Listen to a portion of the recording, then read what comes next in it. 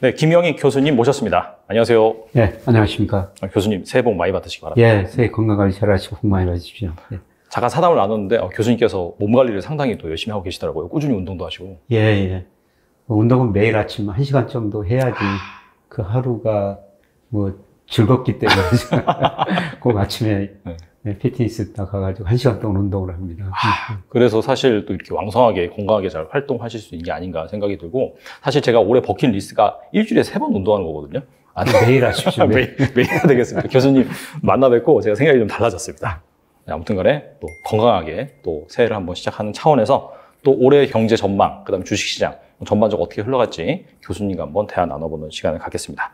최근에 출간하신 책에서 고물가, 고환율, 고금리 3고가 이제 올해 들어서는 해소될 수 있다라고 이제 말씀하신 걸로 알고 있는데, 여기 대해서 말씀해 주시면 좋을 것 같습니다.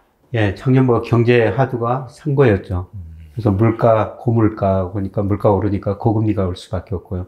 금리가 또 올리다 보니까 달러 가치가 강세가 됐었죠. 그래서 뭐 고물가, 고금리, 고환율 이런 이야기가 나오는데요. 올해 들어서 지금 그런 이야기가 많이 들어가고 있습니다. 물가 상승이 낮아지고 좀 시장 금리 떨어지고 특히 달러 가치가 많이 떨어지고 있죠. 예, 달러 가치의 하락이 가장 먼저 10% 정도 떨어지는 거 보면서 뭐 고환율은 사라질 것이다 이렇게 보고 있는데요. 예, 그런데 대신 물가가 많이 상승률이 낮아진다는 건 수요가 위축된다는 겁니다. 그래서 어제 우리 이거 4분기 GDP가 발표됐습니다만은 마이너스 성장 나왔지 않습니까? 아마 올해는 아래 공포, 뒤에 공포, 뭐 경기 침체 이런 단어가 많이 나올 것 같습니다만은 예, 저는 그래도 현재의 경제 지표보다는 미래 경제 지표를 좀 많이 올해는 보셔야 될 것 같다. 이런 말씀 우선 드리고 싶습니다. 미래 경제 지표라고 한다면 뭐가 있을까요? 선행지수죠, 대표적으로. 예, 그래서 2021년 5월에 OECD에서 발표하는 한국 선행지수가 정점을 치고 떨어졌고요. 그다음에 우리 통계청에서 선행지수 순환변동치를 발표하거든요. 그것도 2001년 6월에 정점을 치고 떨어졌어요. 선행지수가 떨어진다는 건 앞으로 경기가 나빠진다 그런 신호였는데 실제로 경기가 그대로 나빠졌고요. 특히 주식 투자하신 분들은 저는 꼭 이 지표는 보자고 말씀을 드리는데 그게 떨어지면서 뭐 코스피도 3,300까지 갔다가 2,135까지 떨어졌지 않습니까?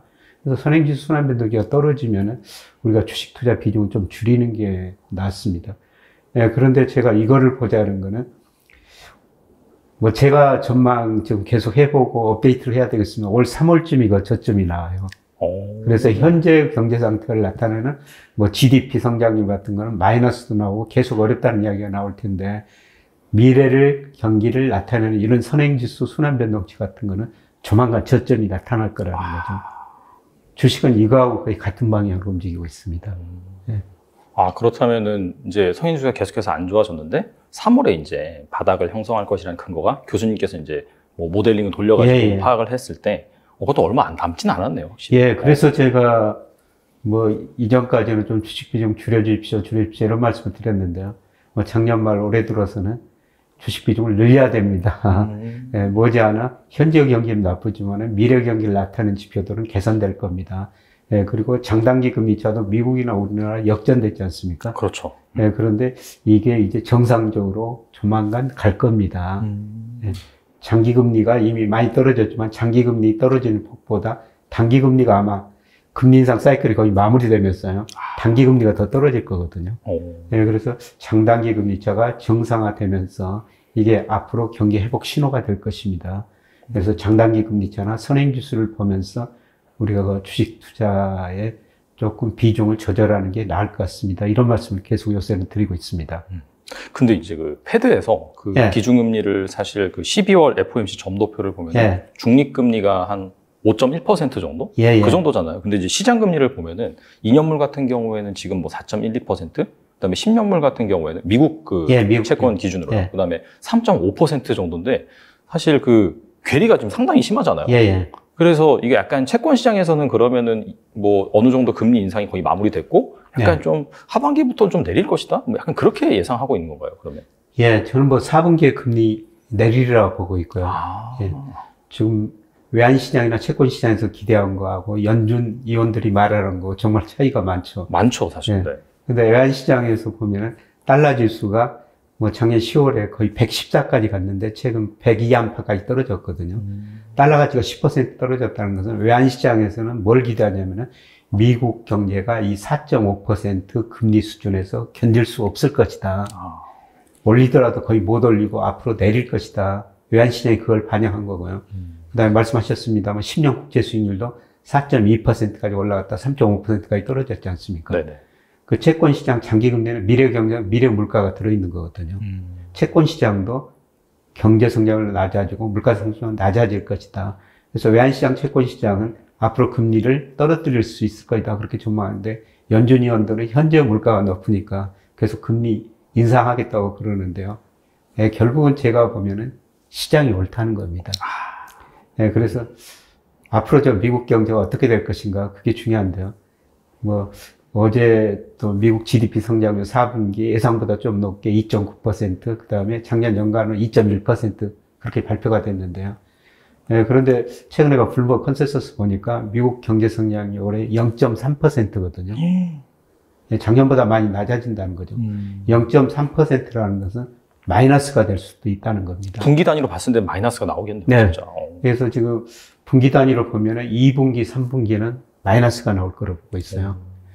그러면은 그렇게 경제 성장률이 마이너스가 나오면 물가 상승도 많이 낮아지고 아마 연준 위원들 생각도 많이 달라질 거라는 겁니다. 지금까지는 고용 굉장히 좋죠. 맞아요. 네. 예. 뭐 실업수당 청구 건수 보니까 이번 주도 굉장히 낮게 나왔더라고요. 컨센서스보다 낮게 나왔습니다. 예. 예. 그런 거 보면 좋은데, 예. 그런데 중요한 거는 미국 경제에서 GDP에서 소비가 차지하는 비중이 작년에 보니까 71%로 오히려 조금 더 올라 버렸더라고요. 네. 예. 그런데 과연 계속 소비가 증가할 수 있을 것인가? 예. 그런데 미국 소비가 계속 증가하기는 힘들어 보입니다. 예. 작년에 임금 올랐지만 물가보다 덜 올랐고요. 실질소득 마이너스죠. 네, 그 다음에 주가 떨어졌죠. 최근에 집값 떨어지니까 역의 부효과가 나타나고요. 그 다음에 제가 가장 관심 있게 보는 게 미국의 가계저축률이에요. 뭐 12월까지는 오늘 저녁에 좀 발표가 돼가지고. 네. 네, 12월 데이터는 오늘 저녁에 발표되고 11월까지 말씀드릴 수밖에 없는데 1월에서 11월까지 보니까 3.2%입니다. 가계저축률이. 이게 어느 쪽 수준이냐면은 2005년에 2.9%였거든요. 그 이후로 가장 가계저축률이 낮습니다. 그 의미는 뭐냐면은 미국 가계가 이미 저축한 돈을 많이 써버리고 있다는 거죠. 앞으로 쓸 돈이 별로 없다는 겁니다. 그래서 밖으로 나와서 일을 하든지 소비를 덜 해야 되거든요. 그래서 아마 소비가 줄어들면서 미국 경제가 2분기, 3분기 마이너스 성장하고 그러면은 기업들도 고용을 줄일 수가 있죠. 그래서 앞으로 소비 고용 데이터 보면요. 연준 위원들 생각이 바뀔 거라고 아까 점도표 말씀하셨습니다만. 네네. 네, 저는 그 3월 또 FMC에서 점도표 찍지 않습니까? 그렇죠. 네. 12월보다도 점도표가 많이 낮아져 있을 거로 생각하고 있습니다. 그래서 결국은 시장이 오를 것이다. 외환시장이나 채권시장이 오를 것이다. 그렇게 보고 있습니다. 네, 그래서 아마 4분기에는 2분기, 3분기 마이너스 성장하니까 4분기에는 미국이 금리를 내리기 시작할 것이다. 네, 그렇게 저는 전망하고 있습니다. 확실히 그 고용이 계속해서 견조하게 나오는 상황에서 지금 저축률이 계속해서 떨어지고 있으니까 네. 그게 이제 그냥 일만 해서 뭔가 소비를 감당할 수 있는 상황이 아니다. 네. 그거를 이제 반증해 주는 거네요, 진짜. 그렇죠. 이제 저축률이 낮아지니까 미국 사람들이 일하러 나와야 되죠. 일하러 나오다 보면은 뭐 실업률도 올라갈 수 있고, 그 다음에 실업자도 올라갈 수가 있는 것이죠. 그래서 앞으로 소비 지표가 가장 중요한 것 같아요. 그래서 월별로 보면은 그 개인 소비 지출이라고 내구재, 그 다음에 비내구재, 서비스 소비 지출 어떻게 했느니 이런 통계들이 나오는데요. 지금 내구재 소비는 줄어들고 있어요. 네. 지금 미국 소비가 늘어나는 건 서비스, 물론 서비스 소비가 소비 중에서 거의 63%를 정도 차지해요. 서비스 소비가 굉장히 중요한데, 네, 그런데 이제 저축률이 낮아지고 모아놓은 돈이 별로 없기 때문에 서비스 소비 지출마저 줄일 수가 있다는 것입니다. 네, 그러면 소비가 줄어들면 미국 기업 매출 줄어들고 미국 기업도 고용을 줄일 수밖에 없는데요. 아마 이런 통계들이 2분기, 3분기에 나타날 것 같습니다. 그렇게 된다면은 사실 고용도 순간적으로 또 안 좋아질 수 있는 부분이 있고요. 예. 그죠? 저는 미국 고용 보면서 정말 세상에 이렇게 탄력적인 나라가 있을 수 있을 것인가 가끔 그런 생각을 하는데요. 2020년 3, 4월 그때 코로나가 발생한 직후였었죠. 네. 예, 그때 보니까 미국 기업들이 2달 사이에요.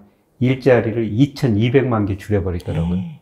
10년 동안 늘었던 일자리를 단 2달 사이에 줄여버린 나라가 미국이라는 겁니다. 고용의 신축성이 그렇게 강하다는 거죠. 그래서 2분기, 3분기 가면 소비가 줄어들고 기업 매출이 줄어들면 미국 기업들도 고용을 빨리 줄여버릴 수가 있다는 겁니다. 근데 확실히 그 연준에서 계속 얘기를 하는 게 데이터 디펜던시라고 했기 그렇죠. 때문에 예. 나중에 말씀하신 것처럼 그 뭐 고용 데이터도 안 좋아지고 그 다음에 소비도 꺾이고 그렇게 된다라고 한다면은 말을 바꿀 수가 있겠네요. 예, 그렇습니다. 언제든지 뭐 데이터 디펜던트 경제 상황에 따라서 바꿀 수가 있는 거죠. 예, 사실 저 통화정책은 선제적이어야 하는데요. 미래 경제는 잘 모르니까 현재 물가만 보고 금리를 인상한 거죠. 예, 그런데 제가 금리 인상 시차 효과를 분석해 보니까 미국의 경우 9개월에서 12개월 사이에 가장 큰 효과가 나타나요. 근데 연준과 FOMC 발표문 때 보면은 그동안 금리를 인상했으니까 이제 시차 효과도 한번 생각해 봐야 된다. 그런 문구가 들어있는데요. 뭐 작년 3월부터 금리를 많이 올렸으니까 그 효과가 올 2분기, 3분기 가면서 집중적으로 나타날 거라는 겁니다. 그렇다면은 일단 뭐 전반적으로 미국 경기가 안 좋아지는 그런 상황이고, 사실 어떻게 본다면은 지금 시장에서는 약간 뭐 골디락스다 하면서 뭐 물가는 좀 낮아지고 있고 뭐 고용 견조하고 있고 그런 상황에서 약간 주식이 오르는 그런 상황이긴 한데, 제가 이제 알고 있기로는 그 교수님께서 미국 시장은 여전히 약간 좀 고평가형으로 보고 계신다라고 하셨는데 그 이유가 무엇인지 좀 궁금합니다. 예, 저는 저 미국 시장을 볼 때 흔히들 버핏 지수라고 그러지 않습니까? 미국 주식 시가총액이 GDP 대비 얼마나 높은가. 그게 2021년 4분기에요. 334%였어요. 역사상 최고치였죠. 네. 지난 22년 평균이 186%였거든요. 아직 4분기 데이터는 발표가 안 됐는데 3분기 보니까 한 250% 정도로 떨어졌고요. 그래서 아직 평균보다 높다는 거죠. 예, 그리고 장기적으로는 명목 GDP보다 S&P 500 수익률이 좀 더 오르거든요. 근데 작년 말 기준으로 보니까 명목 GDP 대비로 추정해 보니까 예, 미국의 S&P 500 기준으로요. 적정주가 한 13% 정도 가대평가됐습니다. 예, 그리고 올해 예, 미국 명목 성장률을 한 3%, 실질은 거의 0%고 물가 3% 고려했을 때 좀 낙관적인 3%거든요. 그걸 고려했을 때 예, 미국의 S&P 500이 적정주가 수준이 3,600 안팎 정도 나오거든요. 지금 4,000이니까 예, 지금도 높다는 거죠. 예, 그리고 저는 미국 가계 금융자산 중에서 그 주식 비중을 보는데요.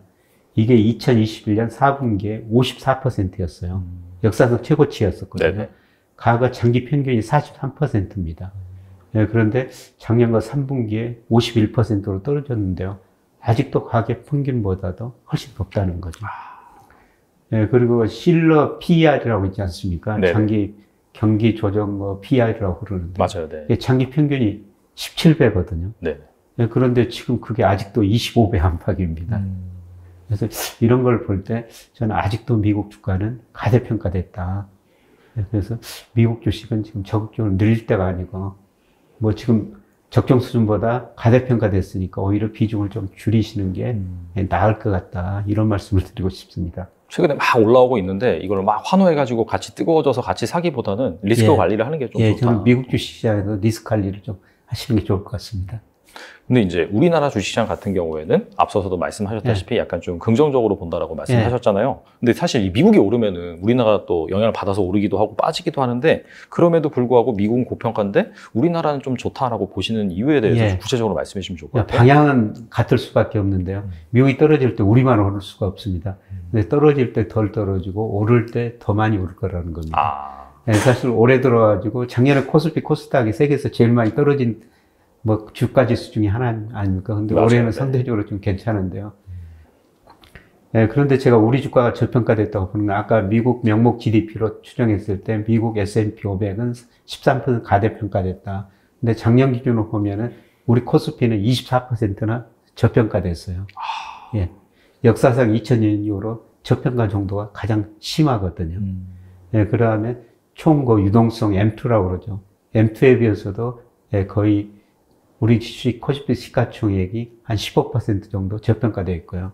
예, 그 다음에 제가 늘 말씀드립니다만 일평균 수출 금액이 우리 코스피하고 상관계수가 제일 높은데 2021년 6월 달에는 한 36% 가대평가됐거든요. 제가 그걸 보고 주식 비중 줄이시는 게 좋을 것 같습니다. 이런 말씀 드렸는데 지금은 수출 안 좋습니다. 수출 계속 감소하고 있는데 맞아요. 네. 그럼에도 불구하고 코스피가 저평가 영역에 들어섰다는 겁니다. 아, 수출 금액 대비해서? 예, 수출 금액. 네. 수출이 줄어들고 있는데도 불구하고요. 더 많이 빠졌으니까 예, 사실. 그렇죠. 네. 예, 그래서 제가 평가하는 명목 GDP 그 다음에 M2 일평균 수출 금액 과거는 이게 가대평가됐기 때문에 가대평가돼서 주식 비중을 줄이십시오 했는데 지금은 이런 제가 보는 판단 코스피를 평가하는 기준에 비해서 저평가 영역에 들어섰기 때문에 주식 비중을 늘리십시오 이런 말씀을 드리는 겁니다. 예. 이게 3월이 이제 또 약간 모델링으로 측정했을 때 경기 선행지수의 저점일 수가 있으니까 예, 그렇습니다. 약간 그걸 본다라고 한다면 지금부터 약간 늘려갈 필요가 있겠네요, 확실히. 예. 근데 사실 요새 저도 고민이 많은 게요. 올 1분기에 주식을 좀 많이 사시라고. 네. 예, 제가 그동안 말씀드렸던 게 작년 4분기에 주식을 100을 산다면은 30 사시고 올 1분기에 70을 사십시오. 사실 이런 말씀을 계속 들었었어요. 그런데 1월에 들어가지고 첫 두 날만 떨어지더니 이렇게 갑자기 올라버리니까. 너무 빨리 오르긴 했어요, 사실. 네. 그래서 지금도 적극적으로 사셔야 되냐. 이런 질문을 받았을 때 조금 난감하긴 합니다. 너무 빨리 올랐으니까요. 네. 분명히 조정 보일 겁니다. 그렇죠. 네.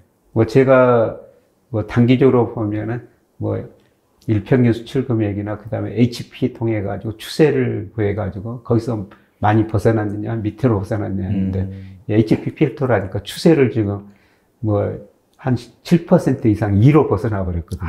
그 2로 벗어나면 분명히 단기 조정이 있습니다. 네, 그런데 이 단기 조정 때 더 비중을 늘리시는 게 좋을 것 같습니다. 근데 저는 코스피가 2135 작년 9월에 거기까지 떨어졌었는데요. 이번 하락 국면에서 거기가 저점이었지 않느냐 이렇게 생각하고 있기 때문에 이제 주가가 조정을 보일 때마다 비중을 늘려가시는 게 좋을 것 같다. 이렇게 저는 생각하고, 저도 계속 그런 식으로, 작년에는 저는 투자라는 게 늘 리스크하고 수익률 적절한 조화라고 보고 있거든요. 작년에는 저도 리스크 관리를 했었어요. 인버스 같은 걸 통해가지고. 그런데 올해는 인버스도 좀 가지고 있습니다. 비중은 굉장히 적고요. 수익률을 더 추구하는 올해는 한 해라고 보고 있습니다. 사실, 저는 애널리스트들은 나와가지고, 애널리스트들이 제가 증권회사에 있을 때는 주식 투자를 못 했었어요. 맞아요, 네. 그래서 말하고 행동하고 다를 수가 있는데요. 저는 지금 학교가 있으니까 주식 투자 자유롭게 할 수가 있거든요. 제가 좀 유튜브에서 나와서 말씀드리는 게 제 투자 방식이라는 겁니다, 실제로. 확실히 그런 측면에 있어서. 근데 아시다시피 교수님이 트레이더는 아니에요, 그죠? 그래서 단기적인 그런 지수의 움직임 이런 거는 상관없고 사실 경제 매크로 지표에 의해서 큰 줄기의 흐름을 또 그렇죠. 말씀하시는 거기 때문에 최근에 사실 무섭게 올라왔잖아요. 무섭게 올라왔죠. 그래서 여기서 막 사라 이런 얘기 아닙니다. 맞습니다. 전반적인 흐름이 이제 한 1분기 중에 바닥을 찍고 경기 선행지수 관점에서 다시 회복된 흐름이니까 그런 것들 여러분이 잘 고려를 하셔서 너무 과열될 때는 또 적극적으로 투자하는 것보다는 다소 좀 잠잠해 있다가 또다시 이제 단기적으로 하락을 할 때라든지 그때 이제 적절하게 좀 비중을 늘리시면 좋을 것 같다는 생각이 들어요. 오늘 한 신문 보니까 조정을 기다리면 조정 없다. 이런 언론 기사가 나왔던데요. 네네. 그런 이야기가 많이 나오면은 또 조정이 있습니다. 그렇죠. 사실 장기 차트 펼쳐놓고 보면은 계속 이래요. 이러면서 올라가기도 하고 내려가기도 하기 때문에. 그렇습니다. 그런 부분은 여러분들이 잘 보시면 좋을 것 같고, 전반적으로 약간 국내 경기 선행지수 플러스 국내 주식시장이 좋은 게 약간 중국 리오프닝 영향도 좀 있다고 보시나요? 그렇습니다. 올해 중국 경제에 좀 관심을 가지셔야 된다고 생각하는데요. 올해 블룸버그 컨센서스 다른 IB들 보면은 미국, 영국, 일본, 유럽 국가들 작년보다 성장률이 다 낮아진다고 전망하는데요. 중국만 유일하게 높다고 전망하고 있거든요. 작년에 중국 경제가 3.0% 성장했는데요. 올해는 대부분 5% 안팎이에요. 작년에 중국 소비가 많이 감소했는데 코로나 악재 때문에 지금 규제를 안 하고 있지 않습니까? 어제 통계 보니까 중국 통계인데요. 믿을 만한 통계인지 잘 모르겠습니다. 중국 국민들의 코로나 감염률이 85%라는 겁니다. 엄청 빠르게 감염이 됐네요.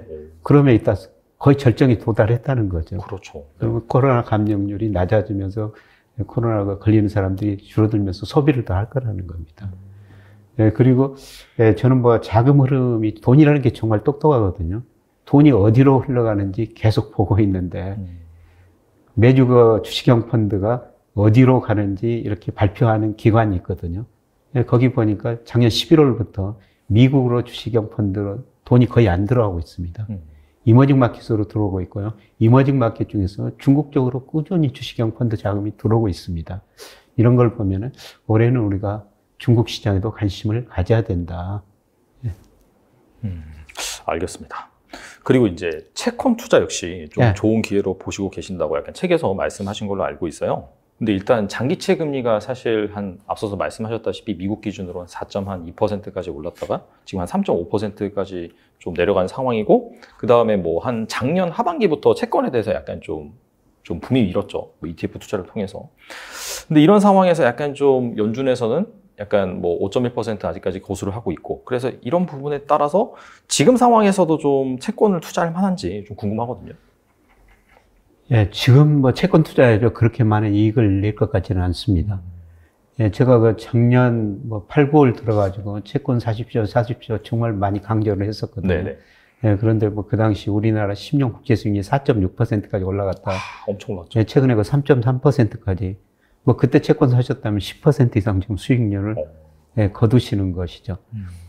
예, 그런데 우리나라 기준으로 보면은 적정 채권 수익률이 명목 잠재성량을 비슷한데 10년 기준으로 3%예요. 그러면 3.3이니까 3.0까지 밑으로 떨어질 수 있습니다. 그렇게 많이 떨어질 여지는 크지 않고요. 예, 그 다음에 미국 기준으로 보면은 장기적으로 보면은 예, 미국 그 10년 국채 수익률하고 예, 그 다음에 명목 잠재 성장, 명목 GDP 성장 거의 비슷하거든요. 장기적으로 한 4% 거의 비슷했어요. 예, 그런데 예, 최근에는 그것보다 10년 국채 수익률이 좀 낮아지는데요. 어떻든 미국도 3.5%까지 떨어졌으니까 적정 수준 밑돌고 있다. 예.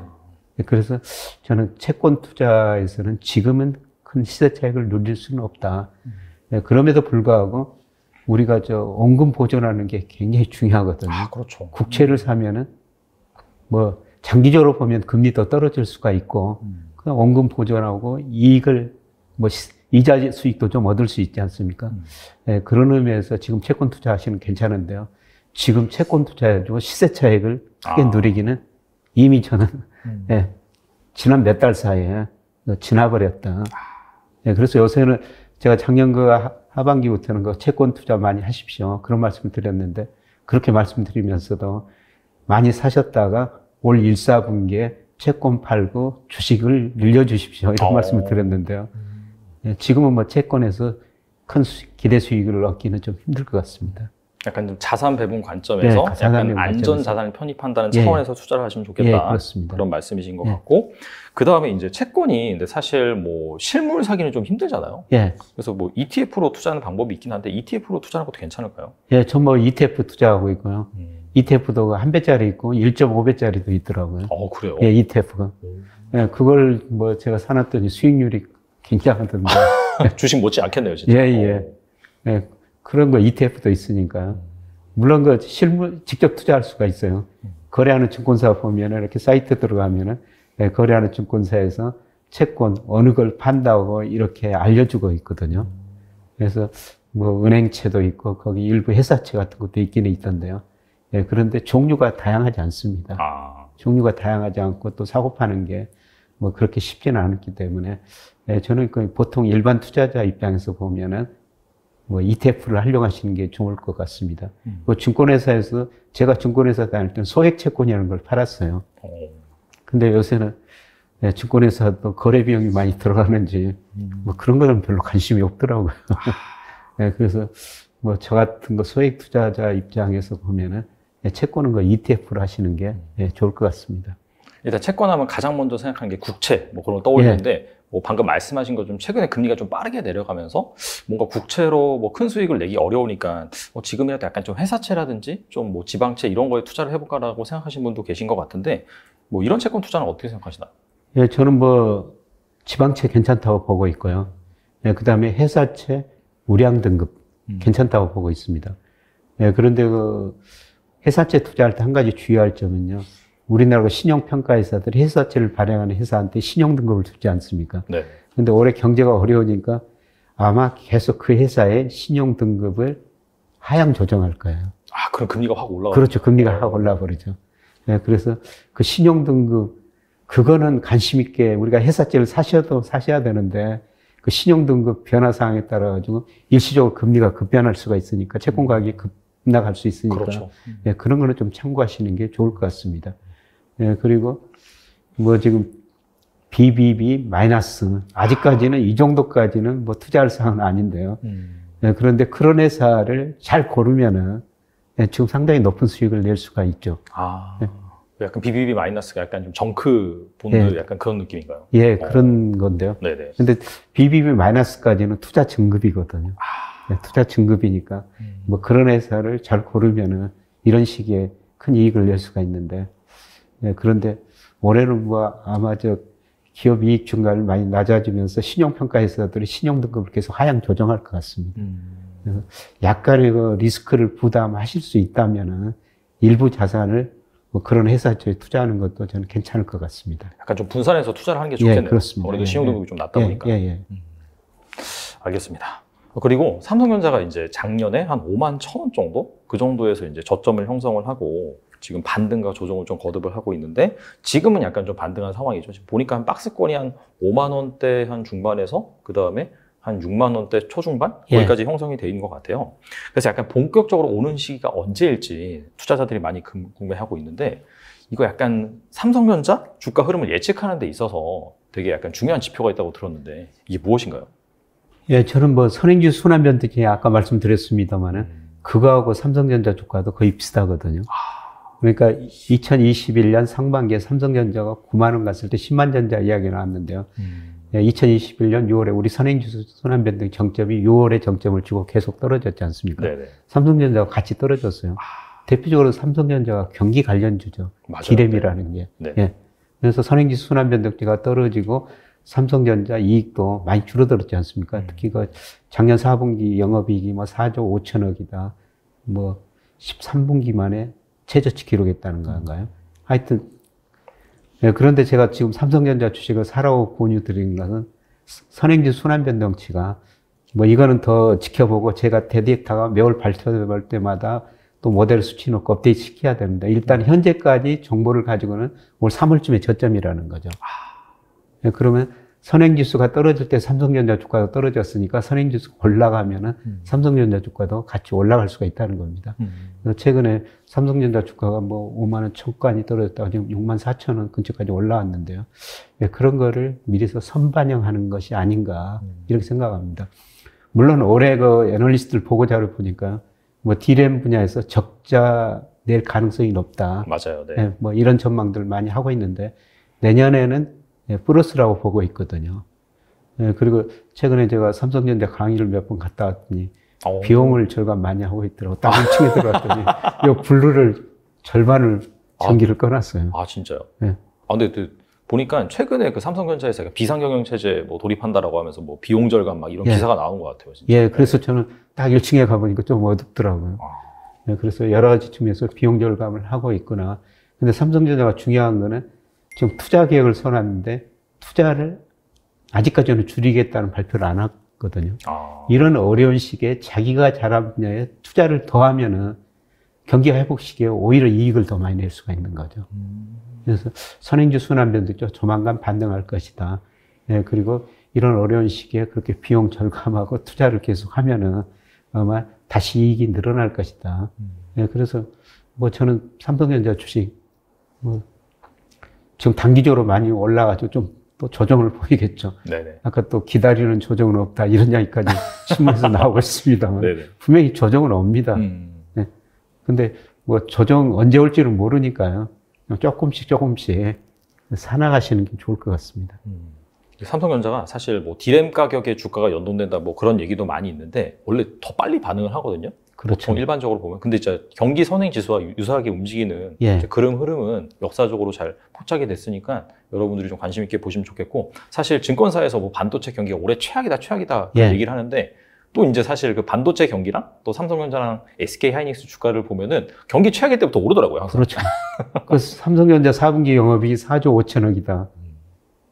뭐 13분기 만에 최저치다. 그렇게 데이터가 나왔는데 그날부터 지금 주가가 올랐지 않습니까? 맞아요. 네. 그러니까 주가라는 거는 굉장히 똑똑해가지고 미리서 반영해버렸다는 겁니다. 4조 5천억, 그 5만 2천 원인가 그때 주가가 삼성전자 영업이익, 4분기 영업이익을 미리서 반영해버린 거죠, 사실. 그 다음에 이제 반도체에 이어서 2차 전지가 국내에서 이제 새로운 먹거리로 좀 부상을 하고 있어요. 그래서 이건 약간 시장 조사 기간에 따라서 좀 전망치가 다르긴 한데 2030년에는 2차 전지가 이제 메모리 반도체 시장을 넘어설 것이다.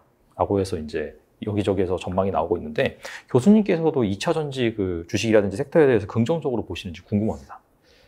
예, 저는 뭐 2차 전지는 그냥 커다란 추세라고 보고 있습니다.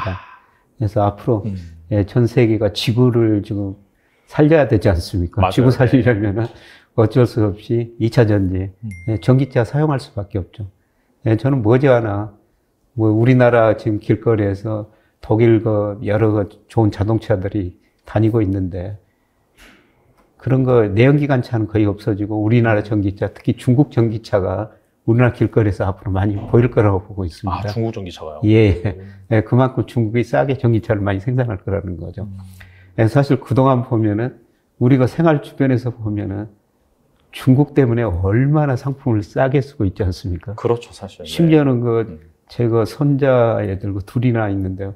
이 두 놈들, 남자애들이라 뭐 자동차, 장난감 자동차 이런 걸 많이 보는데 어디서 생산하는지 보니까 거의 다 메이드 인 차이나예요, 아직도. 맞아요. 애들이 그렇게 노는 것처럼 우리들도 어른들도 앞으로 저는 중국 전기차 많이 탈 거라고 보고 있습니다. 그만큼 싸게 많이 생산할 거라고 보고 있습니다. 물론 우리나라 현대차, 기아차도 전기차 많이 생산하고 할 텐데요. 이거는 거대한 흐름이다. 예, 그리고 아까 그 반도체 이야기 말씀드렸습니다만 가만히 생각하면 우리가 미국보다도 더 잘하고 세계에서 잘한 게 저는 세 가지 정도 있다고 보고 있습니다. 아까 말씀드린 D램 분야에서 반도체. 네. 그 다음에 2차 전지. 뭐, 우리 LG 에너지 솔루션, 그 다음에 삼성 S다, SK온, 이런 회사들. 제가 보기에는 세계에서 최고의 경쟁력을 가지고 있어요. 네, 그리고 요새 보니까 엔터테인먼트. 엔터. 우리 그렇죠. 네. 오징어 게임, 그 다음에 BTS 같은. 뭐 이런 것들 보면은 우리가 미국보다도 잘하고 있지 않나 이런 생각이 가끔 들어요. 그래서 우리가 세계에서 제일 잘하는 산업에 이렇게 투자해야 되는데 그게 반도체고 그다음에 2차 전지고 엔터테인먼트는 제가 뭐 잘 모르니까 확인할 수는 없습니다만 이쪽이 굉장히 빨리 성장할 것 같습니다. 2차 전지 이야기와도 좀 다른 이야기였습니다만 뭐 2차 전지는 큰 추세라는 겁니다. 아, 네. 약간 좀 길게 보고 약간 투자 그렇습니다. 관점에서 이해하면 좋겠네요. 예. 그래서 최근에 또 급등했다가 또 조정을 보일 텐데요. 네네. 뭐 저는 거대한 흐름의 추세고 뭐 일부 애널리스트 자료 보니까 뭐 LG 에너지 솔루션 같은 회사가 앞으로 삼성전자보다도 이익을 더 많이 낼 것이다. 이렇게 전망하는 애널리스트들이 있거든요. 예. 그만큼 2차 전지 수요가 많이 늘어나고 예, 그거는 우리가 잘 만들고 있다는 겁니다.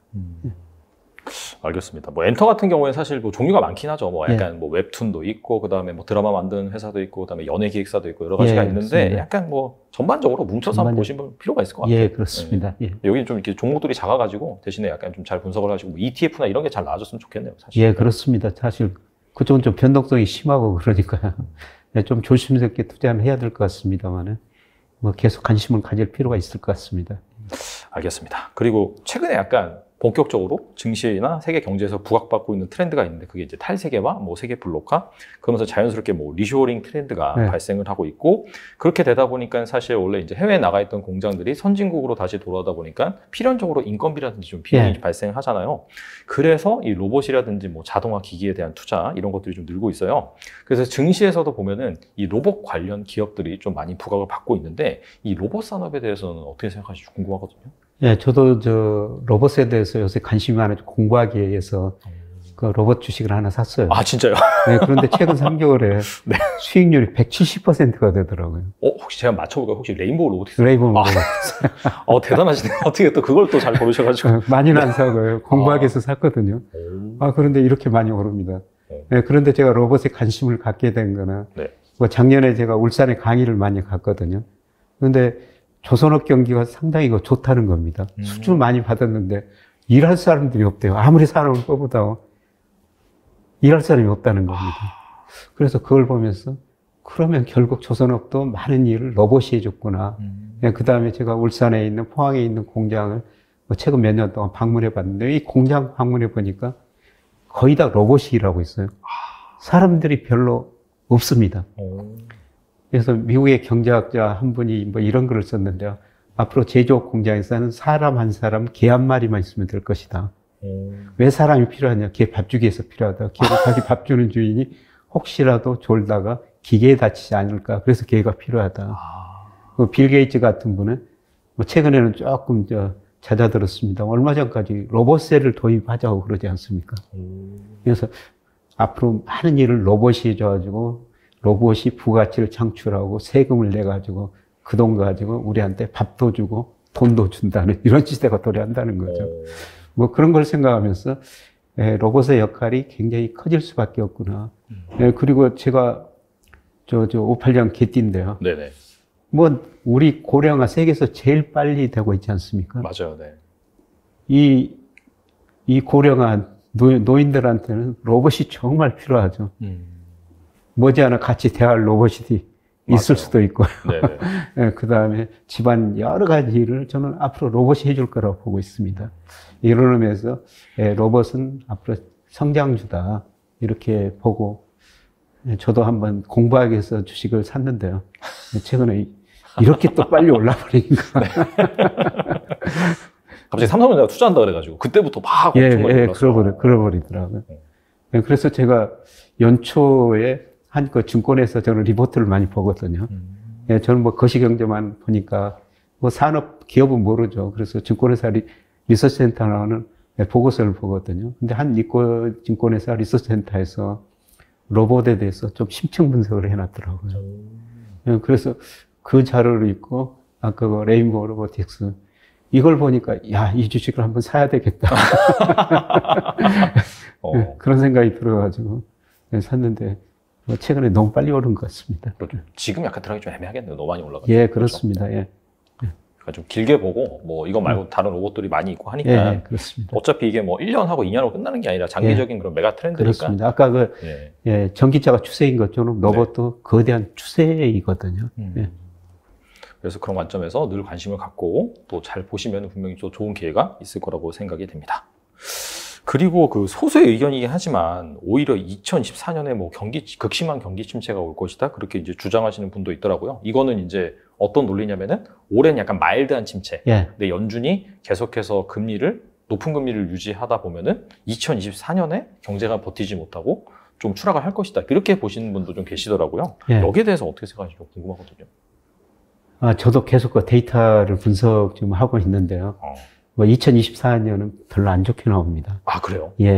그래서 뭐 아직 올해 좀 뭐 많이 남았으니까 뭐 올 하반기 가서 집중적으로 내년 분석을 해야 될 텐데요. 일단 제가 가지고 있는 여러 가지 주가 예측 모델 이런 거 보면은 내년 2024년은 또 별로 안 좋게 나오거든요. 그래서 그 이유를 계속 좀 분석해 봐야 되겠습니다만은 뭐 지금은 내년보다는 올해만 보고 그렇죠. 투자하시고 제가 하반기에 좀 저를 다시 불러주시면 네, 알겠습니다. 제가 그 2024년 경제에 대해서 그때 가서 좀 자세히 좀 말씀드릴 기회가 있을 것 같습니다. 근데 어떻든 요새 저도 정말 궁금하는데요. 특히 좀 미국 주가를 내년까지 예측해 선행 변수 가지고 뭐 심리 지수 가지고 뭐 주가에 선행하는 변수 가지고 예측해 보는데 미국 주가가 올해보다는 내년이 더 안 좋아요. 아, 그래요? 그래서 뭐 때문에 그럴 것인가 이거를 계속 저도 지금 생각을 하고 있는데요. 하여튼 그거는 올 하반기 가가지고 좀 더 심층 분석해야 될 것 같습니다.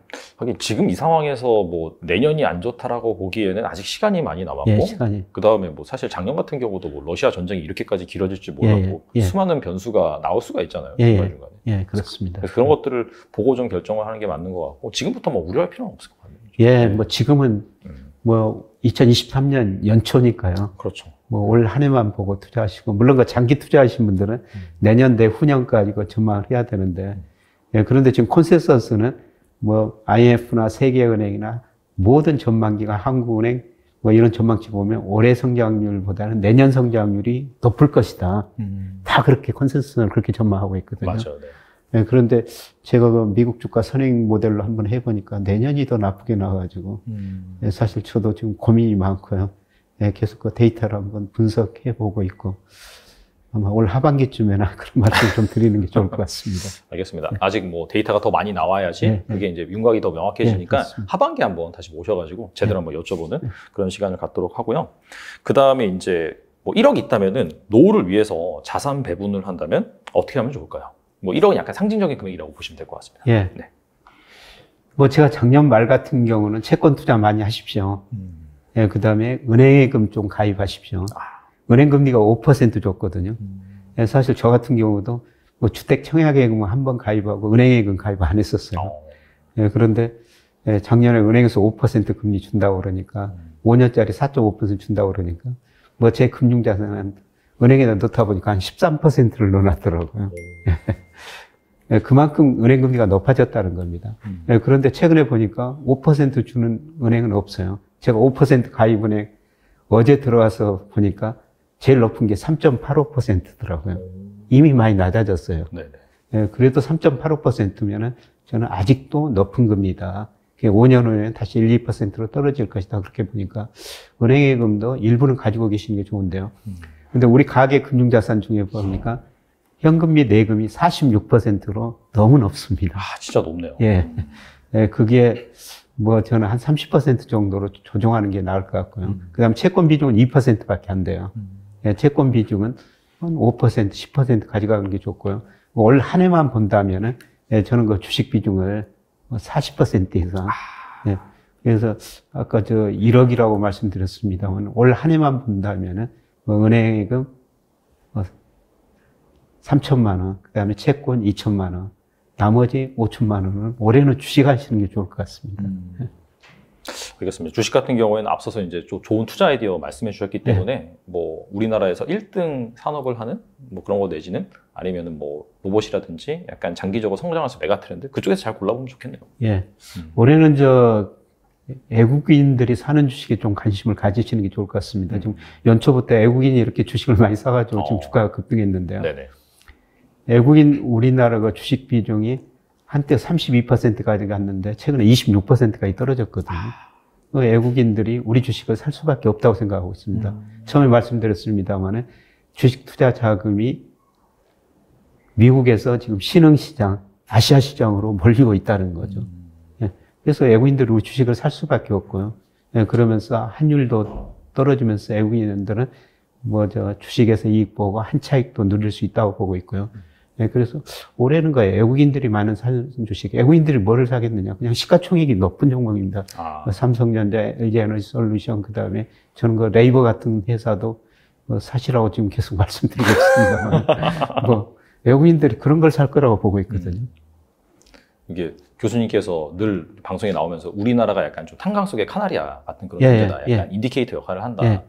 라고 했기 때문에 사실 뭔가 뭐 작년까지는 뭐 금리 인상이라든지 통화정책 제약이라든지 뭐 경기도 안 좋아지고 했지만은 올해부터 약간 좀 바닥 짚고 턴한다라고 한다면 우리 쪽으로 돌아오면서 외국인들이 이제 사는 그런 주식들을 좀 잘 봐야 된다. 그런 차원에서 그렇습니다. 예, 맞습니다. 예. 알겠습니다. 오늘 나와주셔서 정말 좋은 말씀 많이 해주셨는데 끝으로 이 투자자들을 위해서 한 말씀만 부탁드립니다. 예, 저는 요새 그 로버트 실러의 금융민주주의라는 단어를 많이 쓰는데요.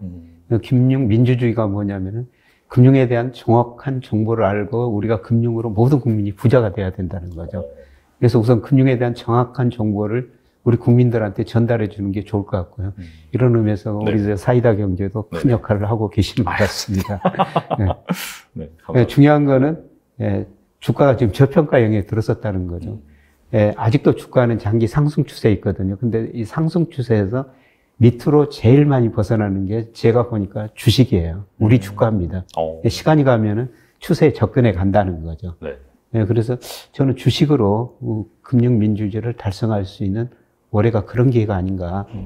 그래서 우리가 3000 시대 때 주식에 정말 많이 관심을 가지신 것처럼 맞아요. 지금 그 이상으로 주식에 관심을 가지시는 게 좋을 것 같다. 꼭 이런 말씀을 드리고 싶습니다. 네, 뭐 한때 동학개미 운동이라고 해서 코로나 이후로 정말 엄청난 많은 주식 투자 인구가 생겼는데 사실 그 배경을 살펴보면은 그만큼 주가가 올라서였잖아요. 예, 근데 오히려 그 올랐을 때는 사실 오히려 관심을 좀 멀어지게 하는 게 맞는 거고 지금처럼 거의 뭐 웬만한 투자자들이 다 그냥 벗어나고 관심 없고 그런 상황에서 오히려 좀 관심을 가져야지 우리가 진짜 방금 말씀하신 것처럼 금융 민주주의를 이루는 데 있어서 정말 중요한 그런 시기가 아닌가 생각을 하고 교수님께서 항상 그 데이터에 입각을 해서 계속해서 또 전망을 또 교수님 채널이라든지 이런 걸 통해서 전달해 주시고 계시고 그다음에 또 이번에 나온 책 이런 것들을 보면은 그 책에 보면은 경제를 어떻게 전망하는지 투자 타이밍을 어떻게 잡는지 그런 것들이 나와 있습니다. 그래서 그런 것들을 잘 보시면서 여러분들이 준비를 하신다면은 올 한 해 작년보다는 훨씬 더 좋은 성과를 낼 거라고 생각이 됩니다.